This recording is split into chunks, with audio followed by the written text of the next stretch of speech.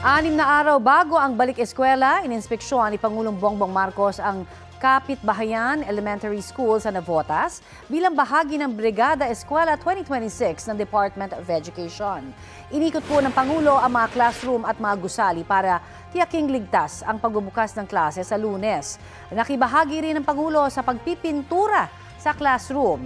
Nagkaroon ng pagkakataon ng Pangulo na makasalamuha ang ilang estudyante sa Tara Basa Session, kung saan ang Pangulo mismo ang nagbasa ng kwento.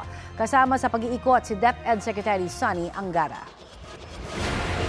Nagtungo naman si Vice President Sara Duterte sa Diosdado P. Macapagal Elementary School sa Quezon City para makibahagi sa Brigada Eskwela.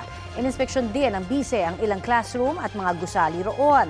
Lumahok rin sa paglilinis ng mga classroom at pagsasaayos ng mga gamit ang mga tauhan ng Office of the Vice President. Nagtungo rin si Angara kahapon sa kick-off ng Brigada Eskwela sa Kabadbaran National High School sa Agusan del Norte. Nasa kick-off naman ng Brigada Eskwela sa Quezon City, si DSWD Secretary Rex Gatchalian. Kahit maulan ang panahon, tuloy pa rin ang mga guro at magulang sa paglilinis ng mga classroom sa Samal, Bataan. Nakiisa rin po sa Brigada Eskwela ang ilang grupo sa paglilinis ng mga classroom at paaralan sa Kasiguran, Aurora.